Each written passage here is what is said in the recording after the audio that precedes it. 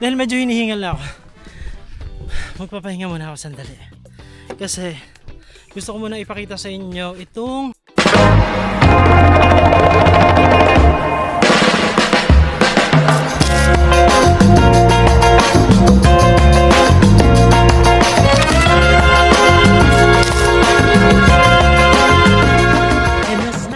magandang araw po sa inyo lahat mga kababayan. Kumusta po kayo? Ngayon ay araw ng Martes, July 21. At ngayon nga po, finally ay makakauwi na ako ng Talautaw. So ngayong araw na ito din po ay kaarawan ng aking papa. 67th birthday ng aking papa ngayon. Kaya naman saktong-sakto, tamang-tama na makakauwi tayo para maki-celebrate sa kanyang birthday. At syempre pa bumili na rin tayo ng cake doon sa ating nadaanan kasi nga medyo hindi po kasi palagi sigurado yung biyahe ng mga bangka, kaya naman hindi ako nakapag-order kahapon. So doon na lang sa nadaanan namin kanina na Goldilocks, doon na lang po kami nakabili ng cake. Nandito na kami sa Calatagan, Batangas. Nandito actually kami sa palengke dahil may binili lamang kaming ilang gamit. And syempre kasama ko ang aking pamangkin. Mamagay ka muna. Yung aking pamangkin po na yun ay wala pang pasok sa ngayon kasi ang start ng kanilang klase ay August. Tama ba? August na? August 7. August. Siya po ay magsisimula mag-aral ng kolehiyo sa PUP o Polytechnic University of the Philippines sa kursong Hospitality Management na Hospitality Management. So yan po ang aking pangalawang pamangkin. Pangalawang, tama ba? Yan, pangalawang pamangkin kasi yung pinaka-panganay na pamangkin ko po ay ilang taon na ba si Jane? Over 25 na, no? 25 na. Kapareho niya, yun po ay sa PUP din nag-aral at ngayon po siya ay isa ng ganap na CPA o Certified Public Accountant. So, siya ang pangalawang magkukolehiyo sa aking mga pamangkin. Kaya naman galingan mo. Galingan mo sa iyong pag-aaral. Ayan. So, ngayon po papunta na kami ng pier. Grabe, sobrang na-miss ko din po ang sobrang na-miss ko din umuwi pala kasi mahigit isang buwan po ako na wala sa Talautaw. So marami-rami or matagal-tagal na din na ako ay nawalay sa Talautaw, kaya naman natutuwa ako na ngayon ay makakabalik na ulit. Pero hindi rin po ako magtatagal doon, medyo sandaling or mga ilang araw lamang din po ako doon dahil kailangan ko namang pumunta ng mainland Mindoro para simulan na rin yung ating charity na gagawin na kasama si Ren Vlogs at si Master Ring.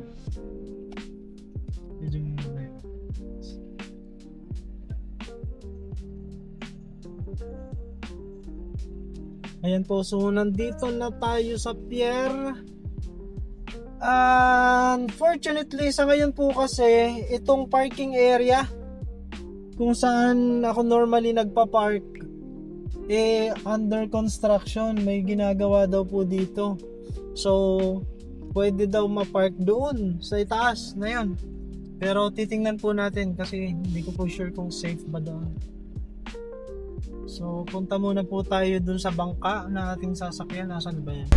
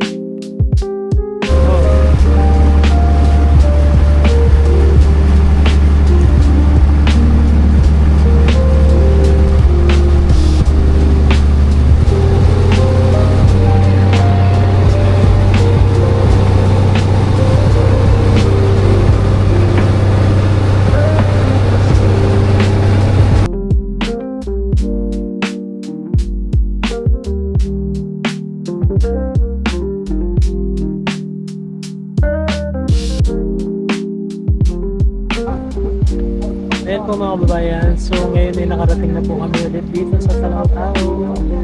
Ayan, buti na lang kalmada yung naging biyahe natin. Kaya hindi naman kami nabasa.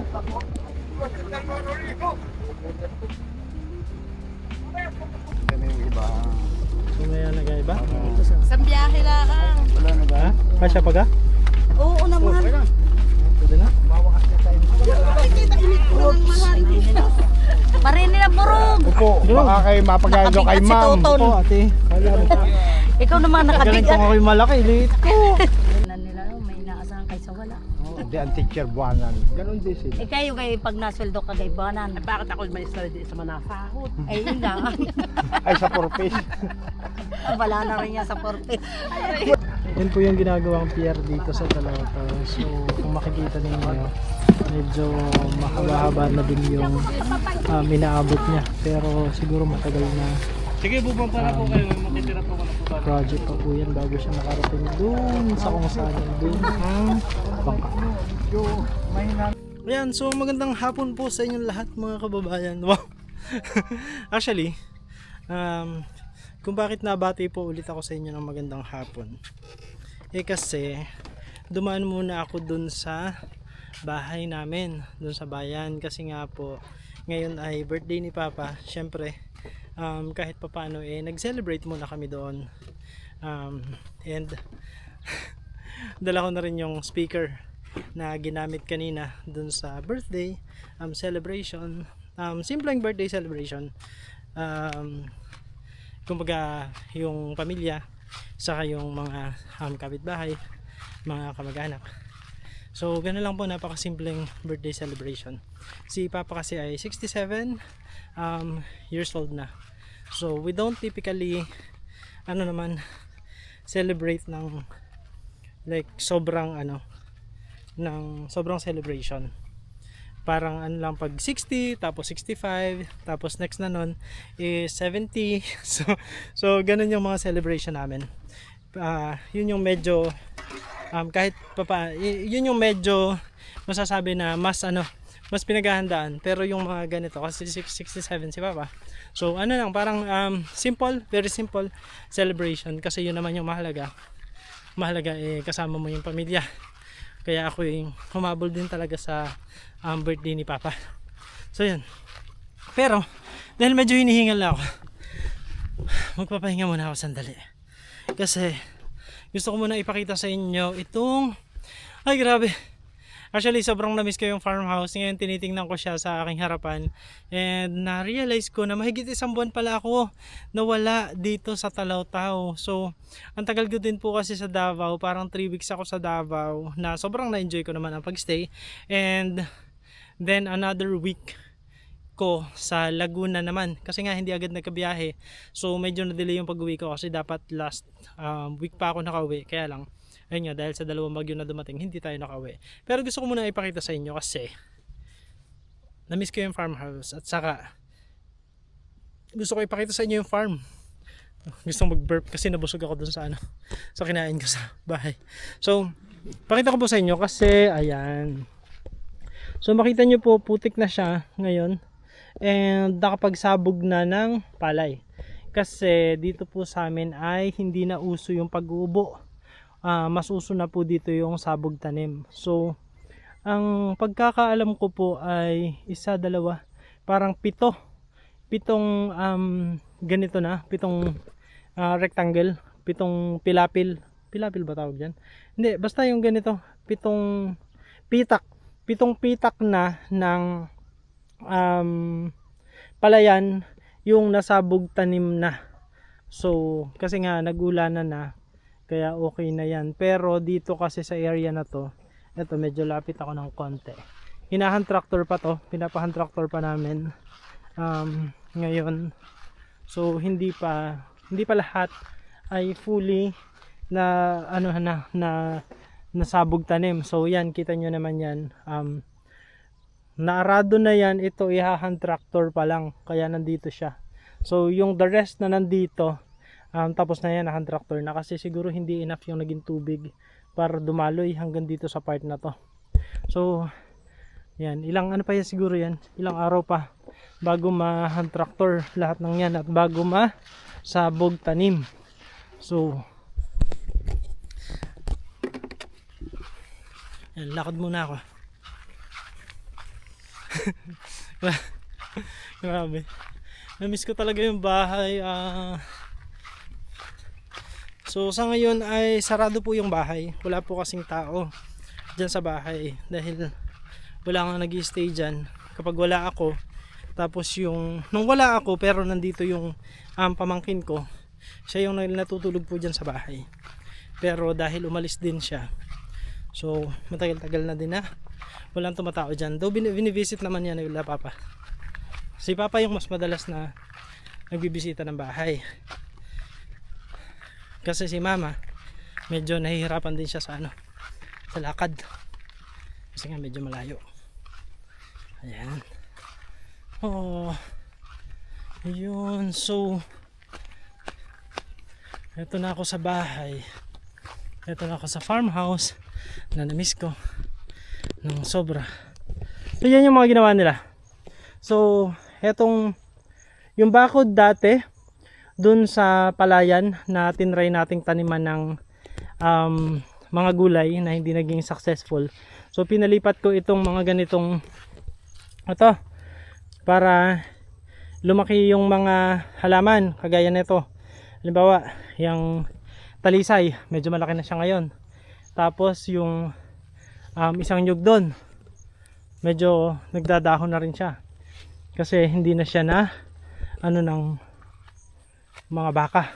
Pero ngayon ay madamo na, which is expected ko naman na magiging madamo na siya kasi nga pag nag-uulanan yan ang unang tumutubo ng mga damo. Ayan, so miss ko naman ang bahay. Okay, so papasok na muna tayo. Ayan, bahay, grabe.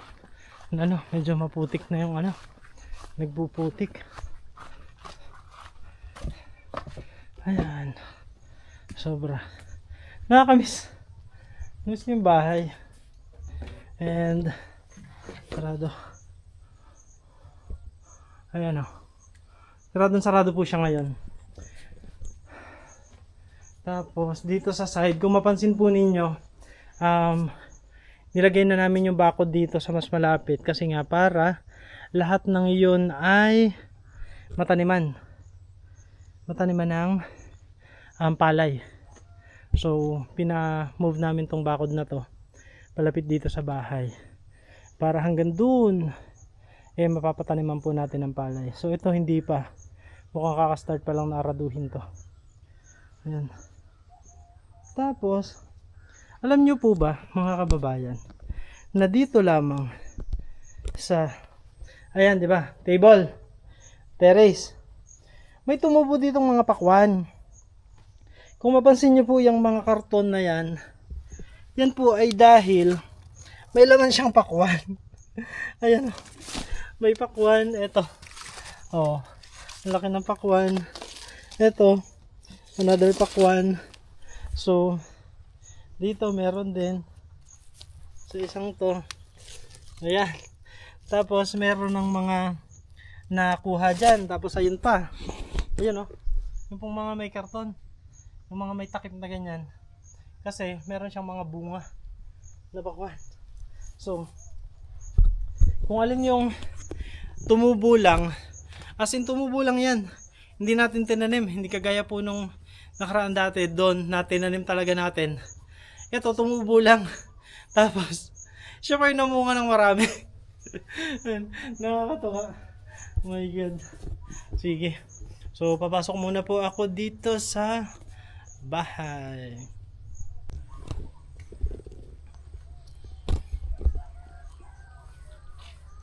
Tara, samahan niyo po ako. Pasok muna po ulit ako at silipin natin ang bahay. Well, wala naman talaga nagbago dyan. Pero namiss ko lang talaga siya. Ayan. Ayan. So ayan, wala namang nagbago. Wala naman talaga na nagbago po dyan. So ganun pa rin ang bahay ay, well, maayos pa rin, maintained naman siya. Kasi nga, may binibisita naman to. So, ito lang, may mga gamit na nandito. Bakit kaya meron dyang ganun? Tanong ko kay Papa, mukhang meron siyang ginawa dito. Pero, yan, ganun pa rin. So, I think mas nagustuhan ko na yung pagkakaroon ng bakod na, parang yung net ng bakod, no?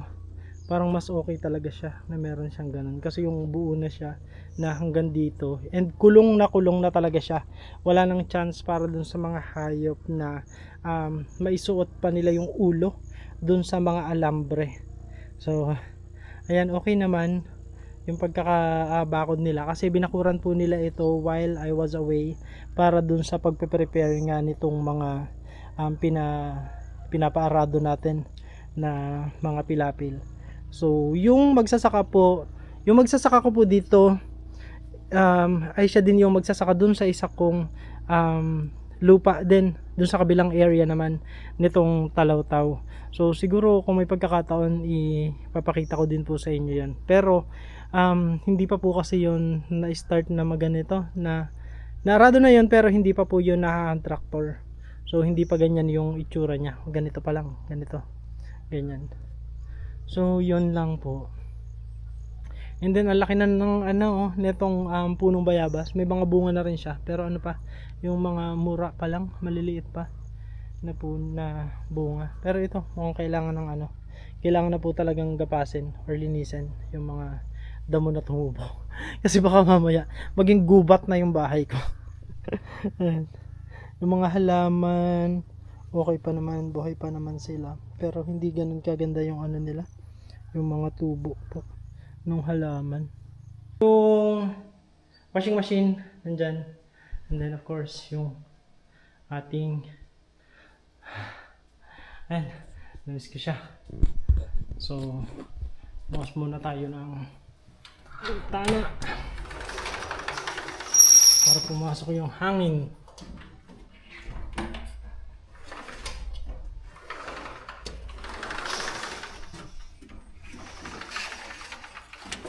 Ayan. Pero kailangan ng kailangan matrim yung mga damo. Though maganda siyang tingnan kasi green. Pero damo kasi yan. So kailangan natin siyang trim kasi yung mga yan parang okra-okra. So yun lang po yung bad side nung hindi ka nakapag-stay doon sa bahay mo. Kasi nga may mga parts na mahirap nang ma-maintain or hindi kagaya ng kung paano mo siya i-maintain yung nagiging maintenance nung bahay mo pagka nakatira ka doon. So, yun lang yung medyo sad part. Nun. Pero ayan, namiss ko yung bahay. Ayan, yung tanawin dito, mas magiging okay na yan kasi once na maging yung mga pananim, yung palay, magiging green na yan. So, ano pa ba? Ano ba yung update ko ngayon? Titingnan ko pero pipilitin ko po na isang araw ay makapag live ako habang nandito po ako sa farmhouse. Siguro kakantahan ko kayo. Kahit pa paano ng mga ilang kanta or para lamang makakwentuhan ko po kayo. Bago kami pumunta doon sa mainland Mindoro kasi gaya nga po ng sabi ko, kami po ay pupunta na kasama si Master Ringring saka si Ren Vlogs doon sa mainland Mindoro. Yun po yung aming next na activity. At muli po gusto ko po magpasalamat sa ating mga viewers and subscribers na patuloy na nanonood. Nagko-comment, nagla-like, nagsi-share, nanonood without skipping ads. Maraming salamat po sa inyong walang sawang pagsuporta. And of course sa ating mga dear sponsors na patuloy na sumusuporta din sa ating mga scholar. By the way, gusto ko po palang bigyan ng pangalan yung project natin na kung saan meron tayong mga scholars. Kasi parang mas maganda po yun, bigyan natin siya ng isang project name. Iniisip ko kasi ilang araw na din naman na nanonood ako na pinapanood ko yung mga documentaries ni Cara David. And then yung project yung pangalan po ng project niya dun sa mga, pag nagkakaroon siya ng mga parang scholar nung kanyang mga documentaries, ang tawag niya po doon ay Project Malasakit. So I'm thinking of a name naman nang itatawag natin dun sa project para bigyan natin siya ng isang buong pangalan like Project aral siguro or project edukasyon. Alam niyo po yung ganun. So, pwede niyo po i-comment kung ano yung naisip ninyong pwede nating ipangalan para bigyan ng parang isang tawag dun sa proyekto natin ng paghahanap ng mga scholars. Ayan. So maraming salamat po ulit sa mga sponsors na walang sawang nagsusupport po sa ating mga scholars noong ating channel. And once again, kung nasa saan panig man po kayo ng mundo, magandang umaga, magandang tanghali, magandang gabi, magandang araw po sa inyong lahat. At ang lagi po namin prayers, tayo pong lahat ay bless ni Lord. God bless us all. Thank you everyone and may you have a good rest of your day. Bye-bye.